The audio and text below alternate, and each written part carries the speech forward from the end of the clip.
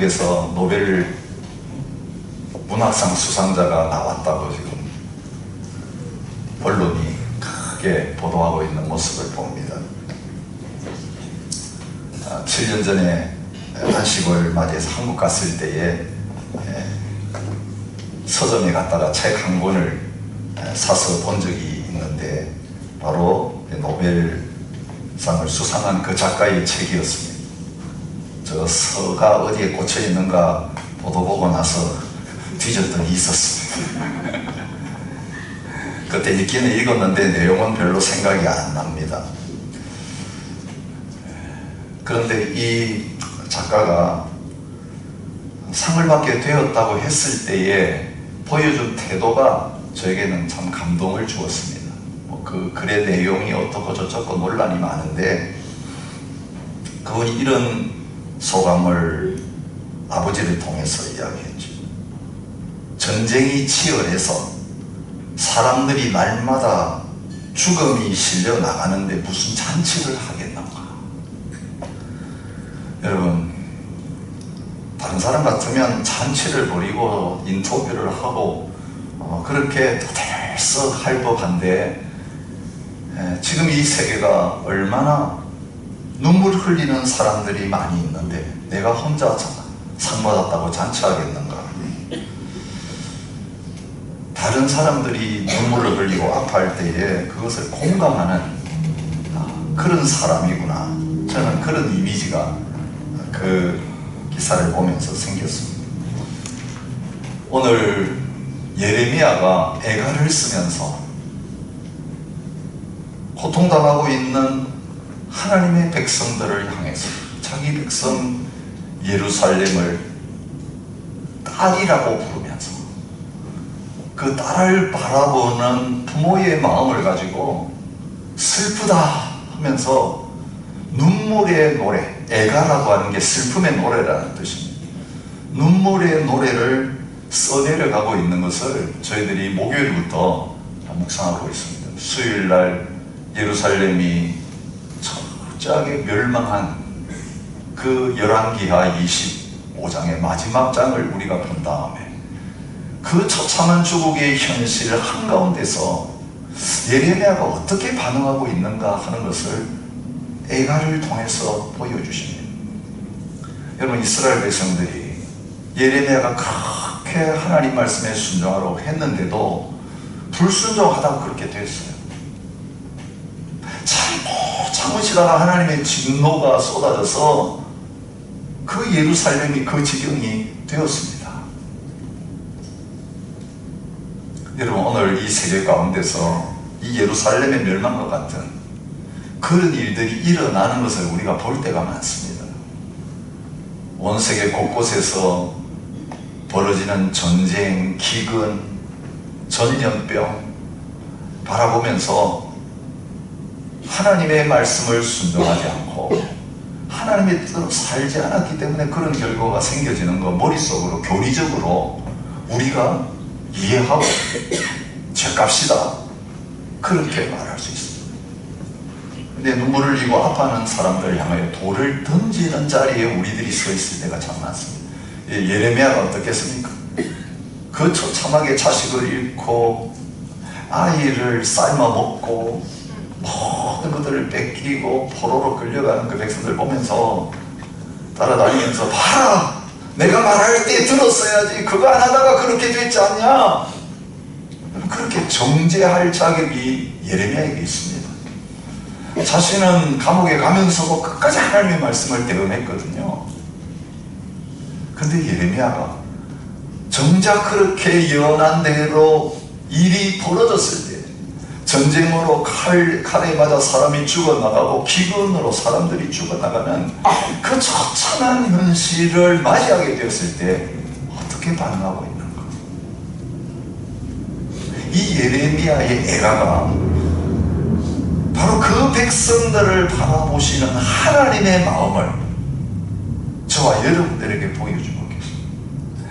여러분, 이 예레미야 애가의 모습, 하나님이 예레미야 때 보신 모습을 통해서 우리 어떻게 적용해야 되냐면 오늘 우리가 말 안 듣는 자식처럼 그렇게 말씀 듣고도 꾸역꾸역 세상의 길을 가고 죄악의 길을 가다가 이렇게 참한 밑바닥에서 모든 것들을 다 잃어버리고 비참한 자리에 앉아있을 그때에 우리 아버지 하나님이 우리를 향하여서 어떤 마음을 가지고 바라보시고 지금 무엇을 하고 계시는가를 저와 여러분들에게 보여주고 계세요. 그리고 여러분, 우리 속을 썩이는 자식들 있잖아요. 오늘 본문의 내용 보면요, 자녀 때문에 울고 있는 어머니들의 모습이 나와요. 먹을 것이 없어가지고 기침백진한 그 자식들, 죽어가는 자식들 눈앞에 보면서 가슴 아파하는 이 부모의 모습, 특별히 어머니의 모습 보여주고 있는데, 여러분, 우리는 이제 육신적으로 자녀들이 그렇게 먹을 게 없어가지고 죽어가는 것을 보지 못한다. 근데 때때로 여러분 그런 모습 볼 때 있잖아요. 배를 고쳐주고 싶은데 병으로 죽어가는 우리 자녀들의 모습, 회복되지 않고 계속 고통당하는 우리 자녀들의 모습, 혹은 손주들의 모습. 제가 목회하면서 정말 가슴이 아팠던 것은 자녀를 잃은 부모님들도 가슴이 아프지만 그토록 사랑하는 손주를 먼저 보내는 할머니, 할아버지들의 마음은 더 아프더라. 더더구나 영적으로 우리 자녀들이 하나님 앞에서 바로 헛살, 하나님을 떠나고 육은 멀쩡한데 잘 되는데 그 영혼이 하나님 앞에서 망가져 있는 이 모습을 보면서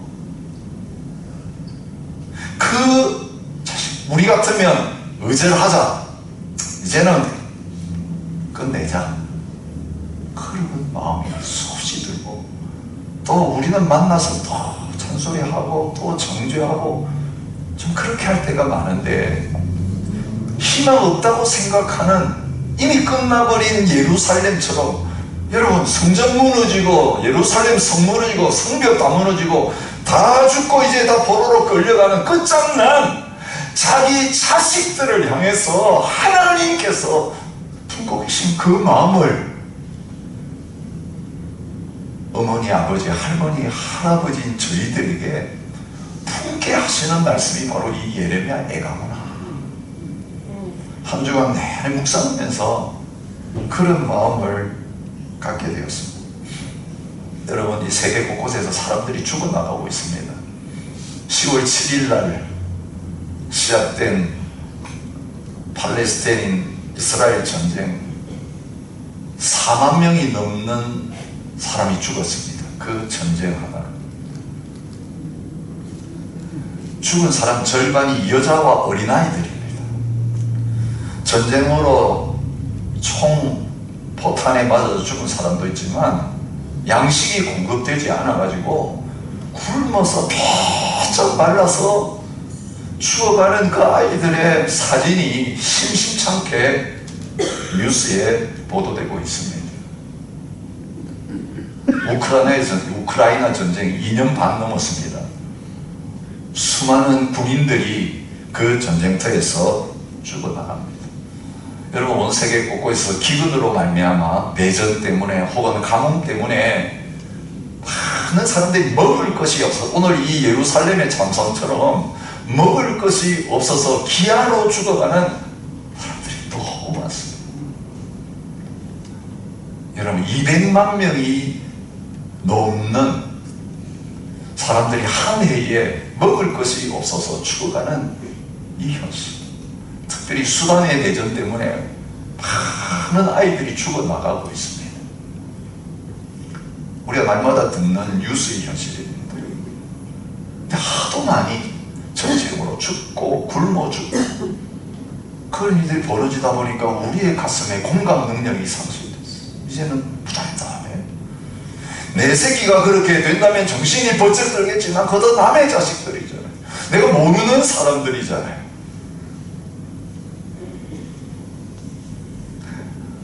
얼마 전에 작년에 인도네시아에 쓰나미 일어났을 때 그 모슬렘들 하나님 안 믿다가 저주받는 겁니다.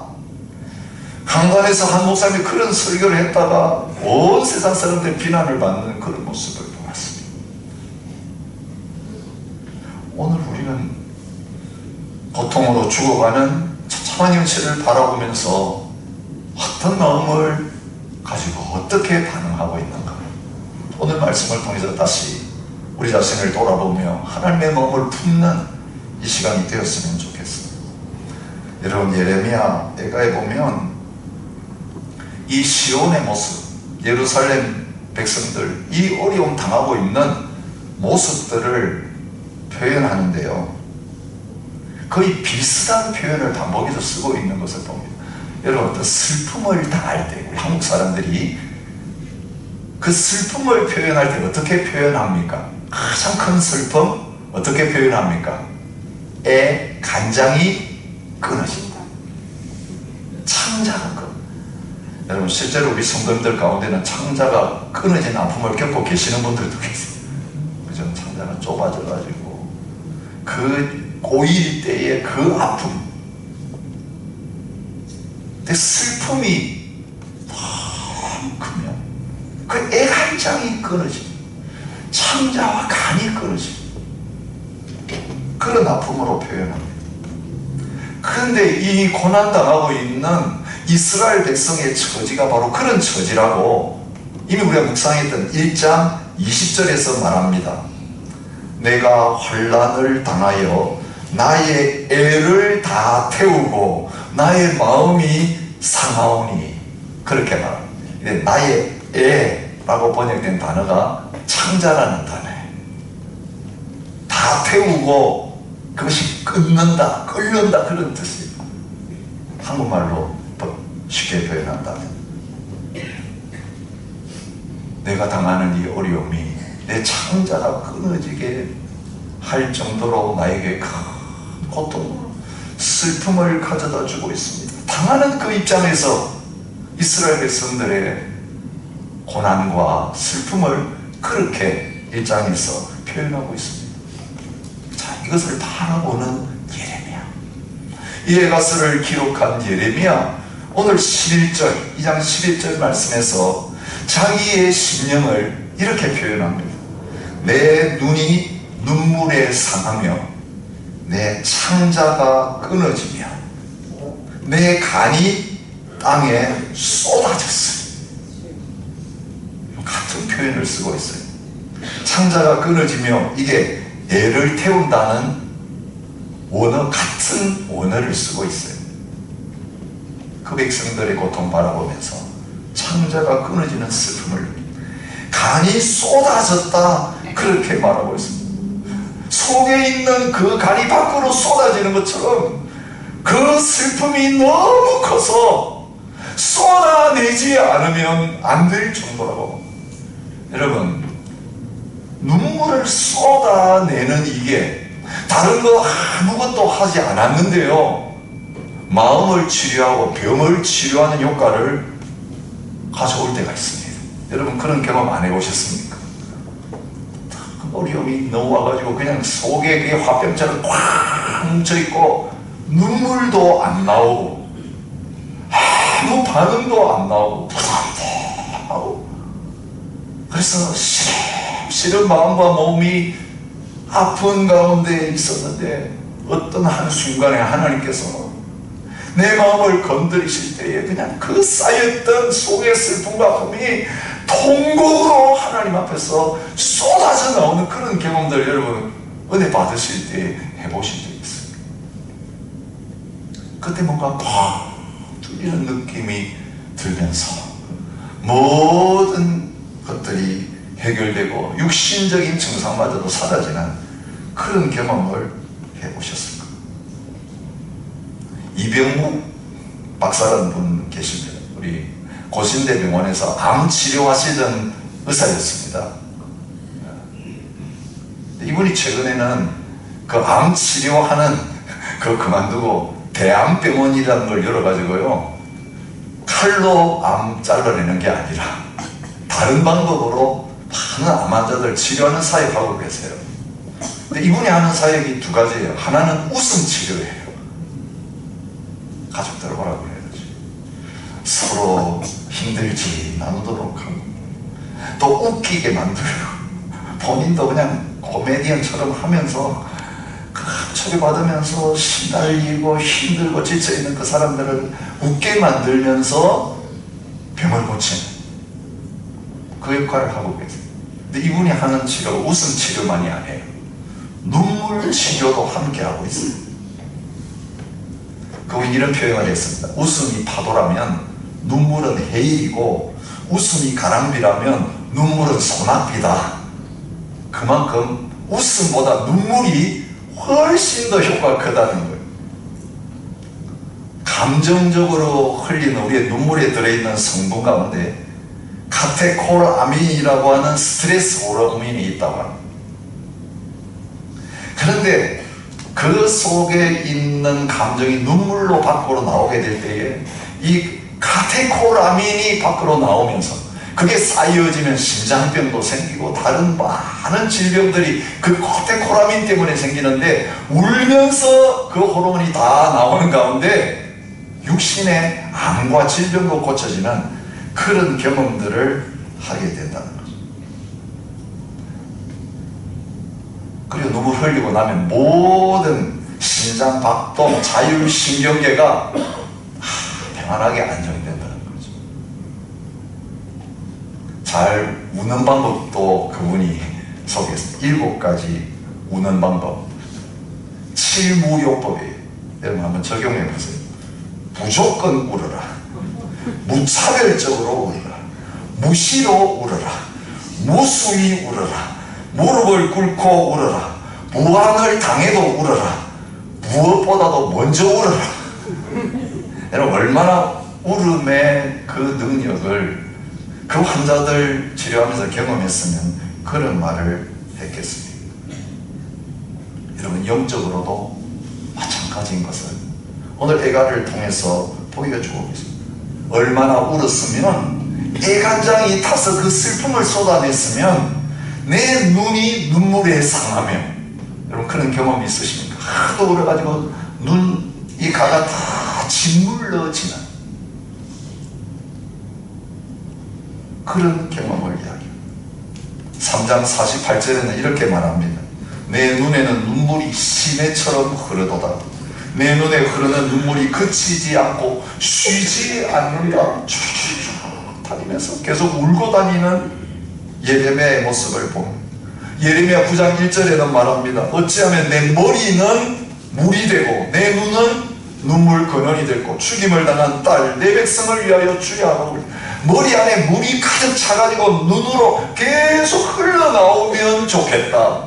눈물의 선지자라고 하는 별명을 가진 예레미야가 정작 자기 말 안 듣고 하나님 말씀 안 듣고 그 백성이 그렇게 됐을 때 보여준 사랑의 반응, 동정의 반응이었습니다.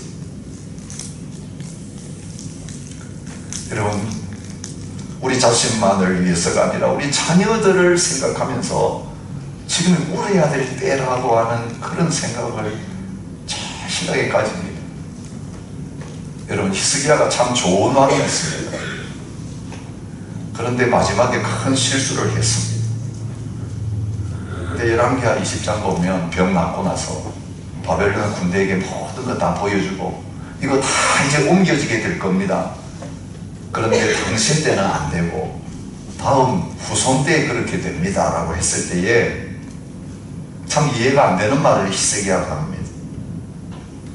당신이 전한 바 여호와의 말씀이 선하니이다 하고 또 이르되, 만일 내가 사는 날에 태평과 진실이 있을진데 어찌 선하지 아니하려.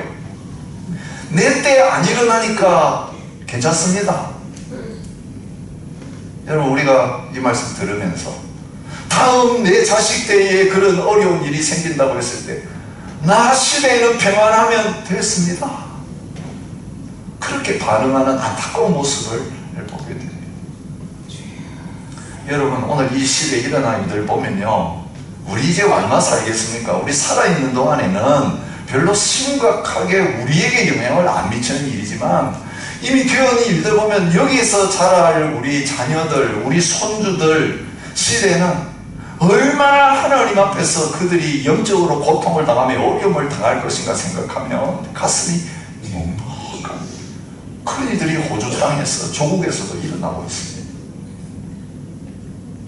여러분, 이번 목요일 날 뉴사우스 웨일즈에서 우리 그동안 기도하고 또 타운홀 앞에 가가지고 까만 우산 쓰고 시위하고 그랬는데, 그 평등법,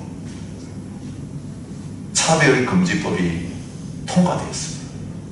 물론 그 전에 그 안에서 이제 학교 같은 데서 이제 시행하려고 했던 몇 가지 독소 조항은 좀 빼고, 그러나 그 메인 내용은 크게 바뀌어지지 않은 채 그냥 통과되었습니다. 자, 고스란히 여러분 7년 전에 국민투표를 통해서 통과되었던 동성애 합법화에서부터 시작해서 그 이후로 이제 계속 되어지는 이 일들, 학교에서 우리 아이들이 공부하면서 또 직장 생활하면서 사회 생활하면서 영향받는 건 몫입니다. 우리는 학교도 안 다니고 뭐 직장도 이제 뭐 큰 영향 없이 하고 있기 때문에 우리에게는 별 문제가 아니죠. 우리의 다음 세대들이 그런 영향을 받게 됩니다. 한국에서는 어떻습니까? 우리 다음 세대의 영적인 상태가 정말 심각한 것을 뉴스를 통해서 보게 됩니다. 24365 주간 뉴스에 우리 한국에 대한 이런 뉴스가 떴습니다. 지난 해에 국내 자살률이 2014년 이후 9년 만에 최고치를 기록했답니다. 사망 원인 중에서 자살로 인한 사망자 수가 14,000명 정도입니다. 전년보다 8.3%가 증가했다고 합니다. 10대에서 30대, 우리 다음 세대 청년들, 젊은 아이들이에요. 10대에서 30대 사망 원인 1위가 뭐냐? 자살입니다. 병으로 죽는 게 아니라 자살로 우리 젊은 아이들이 세상을 떠나고 있습니다. 20대 중에서는요, 사망자 중에 절반 이상이 자살로 죽었습니다. OECD 국가 중에서 1위를 계속하고 있습니다. 얼마나 옛날에 비해서 삶이 좋아졌습니까? 그런데 삶의 희망을 잃어버렸습니다. 아이들이 삶을 버틸 힘이 없습니다. 영적으로 너무 힘들고 어려운 상태에 놓여 있는, 먹을 것이 없어서 죽어가던 시대가 얼마 전이었는데, 그 보릿고기를 넘기던 그 시절, 깡통 들고 먹을 것 찾아다니는 그때가 얼마 전이었는데, 이제는 먹을 것은 넘쳐나는데 영혼의 양식이 공급되지 않았습니다. 온갖 세상에 좋은 미디어들, 온갖 좋은 영상들, 온갖 좋은 문화적인 것들은 막 빨아들이는데 그 영혼은 기갈에 빠져서 복음이 없어서 말씀이 없어 죽어가는 이런 처참한 가운데 있습니다. 예레미야가 창자가 끊어질 정도로 그 죽어가는 백성들을 바라보면서, 다음 세대를 바라보면서 눈물을 흘리는 모습을 통해서 하나님은 오늘 그 시대만이 아니라 지금도 우리의 가정과 교회와 나라와 백성들과 다음 세대를 바라보시면서 눈물을 흘리시는 하나님의 긍휼. 여러분, 눈물은 긍휼입니다. 사랑이 없으면 울어주지 않습니다. 남을 위해서는 울지 않습니다. 우리가 사랑하는 사람이 아픔을 당할 때에 울라고 말하지 않아도 저절로 눈물이 쏟아지는 것이 자연적인 이치입니다. 오늘 성경 말해요. 누가 그렇게 죽게 하셨냐? 누가 그렇게 망하게 하셨냐? 누가 그렇게 굶게 만드셨냐? 하나님의 진노 때문에 그렇다고 여기 분명히 말하고 있어요. 하나님이 진노하시는 날에 그들 죽이셨다. 진노하는 그 하나님의 칼을 피할 자가 아무도 없었다. 21절 22절에 분명히 말하고 있어요. 하나님이 바벨론이라는 그 칼을 사용하셔가지고 자기 백성들과 그 다음 세대들을 그렇게 만들고 계시는 장본인이세요. 하나님이 화를 당기시고 노를 불처럼 쏟아냈기 때문에 그런 일이 생겼다. 예레미야는 분명하게 그 모든 결과가 백성들의 죄악 때문이고 그 죄를 향해서 하나님이 진노하시고 심판하신 결과 공의를 집행하셔서 그렇게 됐다는 걸 분명히 이야기하고 있습니다. 그런데 그렇게 하시는 하나님이 어떻게 하시는지 예레미야 하나님의 속마음을 표현하고 있습니다. 예레미야 14장 17절에서 너는 이 말로 그들에게 이르라. 내 눈이 밤낮으로 그치지 아니하고 눈물을 흘리리니 이는 처녀 딸 내 백성이 큰 파멸 중한 상처로 말미암아 망함이니라. 자기 딸이 죄의 상처, 그 질병이 낫지 않아 가지고 죽어가는 그 모습을 보면서 밤낮으로 하나님의 눈에서 눈물이 그치지 않고 눈물을 흘리시는 하나님의 모습을 보여주고 있습니다. 예레미야 31장 20절이에요. 에브라임은 나의 사랑하는 아들, 기뻐하는 자식이 아니냐. 내가 그를 책망하며 말할 때마다 깊이 생각하노라. 그러므로 그를 위하여 내 창자가 들끓으니, 내 창자가 들끓으니. 여러분, 에가에서 사용되어지는 똑같은 단어를 하나님이 자기에게 쓰고, 하나님 무슨 창자가 계세요? 하나님은 사람이 아니시기 때문에 창자가 없었어요. 몸이 없었어요. 그런데 우리 사람처럼 하나님이 그렇게 느끼고 계시는 것을 내 창자가 들끓는다고 말씀하시면서 내가 반드시 그를 불쌍히 여기리라고 말해요. 여러분, 창자가 들끓는다는 표현은 불쌍히 여긴다는 거예요. 긍휼을 바로 그렇게 표현하고 있는 것을 볼 수 있습니다. 울고 계시는 하나님, 자기 백성, 자기 자녀들의 그 고통에 동참하고 계시는 하나님의 모습. 여러분, 이스라엘 백성은 하나님 등지고 배신한 삶을 살면서도 하나님이 사랑하신다, 하나님이 긍휼히 여기신다는 거 받아들이지 않았습니다. 계속 그 멸망의 길을 갔습니다. 그러다가 예루살렘이 망하고 로마가 들어와서 모든 거 파괴하는 자리까지 갔습니다. 근데 이 예레미야를 통해 보여있던 하나님의 마음을 이 세상에 오셔가지고 삶으로 살아가시면서 보여주신 한 분이 계십니다. 바로 예수님이십니다.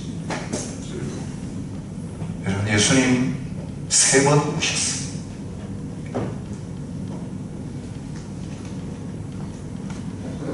나사로의 죽음의 현장 가운데서 오셨습니다. 죄로 말미암아 죽어가는 인간을 바라보시는 하나님의 마음이 그 무덤에서 눈물을 흘리시는 예수님을 통해서 보여집니다. 겟세마네 동산에서 십자가의 죽음을 앞에 두고 주님은 통곡하시면서 울면서 기도합니다. 여러분, 땀이 피가 되는 그 고통보다도 더 사랑을 표현하시면서 통곡과 눈물로 하나님 앞에 기도를 드리셨다고 히브리서 5장 7절을 말하고 있습니다. 근데 오늘 이 예레미야의 모습과 비슷한 모습은요, 예루살렘을 바라보시면서 우셨던 주님의 모습입니다. 누가복음 19장 41절, 가까이 오사 성을 보시고 우시며 이르시되 너도 오늘 평화에 관한 일을 알아들으면 좋을 뻔하였거니와 지금 내 눈에는 숨겨져 있다. 너가 지금 앞으로 어떻게 될까 내가 생각하니까 눈물이 나는데 너는 그걸 모르고 그냥 편하게 지금 웃고 있구나. 우리 주님이 그 예루살렘의 앞으로 될 일을 생각하면서 우시면서 하시는 말입니다. 날이 이를지라 내 원수들이 토둔을 쌓고 너를 둘러 사면으로 가두고 너와 및 그 가운데 있는 내 자식들을 땅에 메어치며 돌 하나도 돌 위에 남기지 아니하리니. 이러면 예루살렘에서 AD 70년에 일어났던 일입니다. 그거 바라보시면서 정죄하지 않으시고 그 앞으로 일어난 일을 바라보며 그 예루살렘을 위해서 암탉이 새끼를 날개 아래 품으려고 얼마나 많이 불렀냐. 그런데 그렇게 불렀는데도 안 된다, 위험하다, 빨리 날개 아래 오라고 그 암탉이 꼭꼭꼭 그 새끼들, 죽는 자리에 가는 새끼들 불렀는데도 끝까지 오지 않다가 죽음을 맛보는 그 모습을 보는 것처럼 우리 예수님께서 눈물을 흘리고 계시는 것을 보게 됩니다. 무리를 보시면서 불쌍히 여기셨다는 말이 복음서에 수없이 나오는데, 불쌍히 여기셨다는 그 표현 자체가 창자라는 단어하고 연결되어 있습니다. 그 주님의 애간장이 끊어지는 아픔을, 병자를 바라보면서, 귀신 들린 사람 바라보면서, 죄인들을 바라보면서 우리 주님께서 느끼셨고, 결국은 자기 자신을 십자가에서 온전히 주실 때까지 참으로 우리를 즐기시면서 그 피와 물이 쏟아지면서 그 하나님의 눈물과 하나님의 긍휼의 마음을 쏟아부으십니다. 그 하나님이 나와 함께 울 사람을 찾고 계십니다. 예루살렘아, 너를 불쌍히 여길 자 누구며 너를 위해 울 자가 누구냐? 너를 위해 울어줄 사람도 없구나. 내 눈에는 눈물이 끊어지지 않는데 이방에 가는 내 백성을 위해서 좀 같이 울 사람이 있었으면 좋겠다. 여러분, 조상당하면요, 곡하는 사람들을 이스라엘 백성들은 고용했다. 그래서 울어주는 역할을 하게 만듭니다. 자기 백성을 향해서 곡하는 사람들을 찾으시는 하나님의 마음을 보게 됩니다. 곡하는 부녀를 불러오며 그들로 빨리 와서 우리를 위하여 애곡하여 우리의 눈에서 눈물이 떨어지게 하며 우리 눈꺼풀에서 물이 쏟아지게 하라. 하나님께서 그렇게 말씀하고 계시는 것을 오늘 18절에 저와 여러분들을 향하여 말씀하십니다. 딸 시온의 성벽아, 너는 밤낮으로 눈물을 강처럼 흘릴지어다. 쉬지 말고 눈동자를 쉬게 하지 말지어다.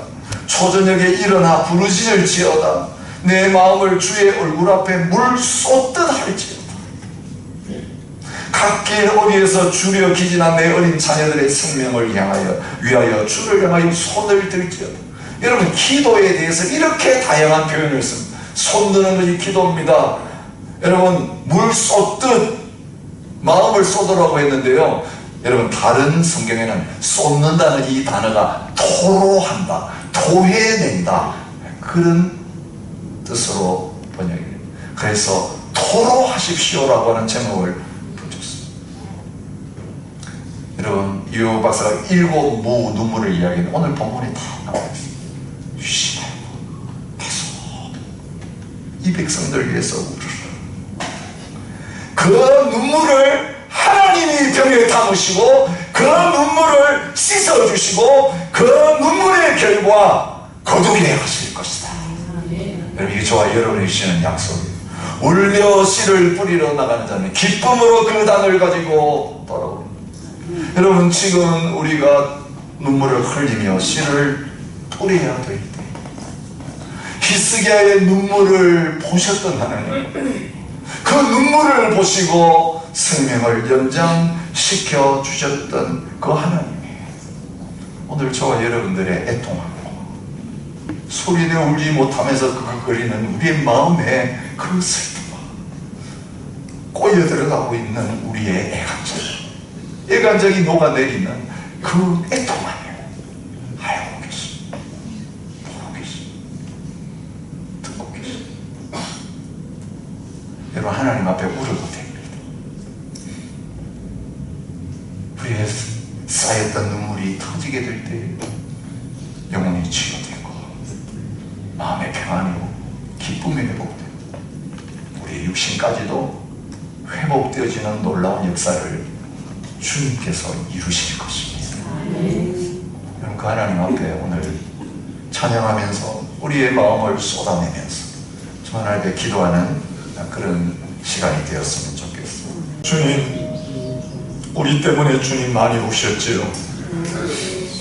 주님 창자가 끊어지게 만든 하나님 망나니 자식이 우리였는데 주님 포기하지 않으셨기 때문에 그 사랑과 긍휼과 눈물 때문에 돌아왔습니다. 그 십자가 때문에 구원받았습니다. 하나님 오늘도 우리의 가슴을 아프게 하고 우리의 간장을 끊게 만드는 우리의 가정의 자녀들, 손주들, 우리 가족들 하나님 아직까지 죽게 돌아오지 않고 죽어가고 있는 전쟁으로 죽어가고 기근으로 죽어가고 하나님 여러 가지 병으로 죽어가고 있는 수많은 나라와 민족들과 그 영혼들 이제는 주님 마음을 품고 울며 충고하는 자리로 나가는 저희들 되게 하여 주옵소서. 울 자를 찾으시는 주님 앞에 우리의 눈물이 다시 회복되게 하여 주옵소서. 눈물의 기도를 들으시고 올 때마다 오셔서 우리의 눈물을 씻겨 주옵소서. 이 복음 위에서 이 긍휼을 위해서 귀한 물질을 심었습니다.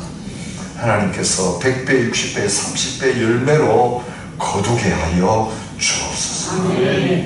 이제는 우리 주 예수 그리스도의 은혜와 아버지 하나님의 무한하신 사랑과 지금도 말할 수 없는 탄식함으로 우리를 위해 울고 계시는 성령 하나님의 교통하심에 우리의 마음을 주 앞에 쏟으며 기도하는 자리로 나아가는 하나님의 백성들과 주의 몸된 교회 위에 이제로부터 영원히 함께 있을지어다. 아멘.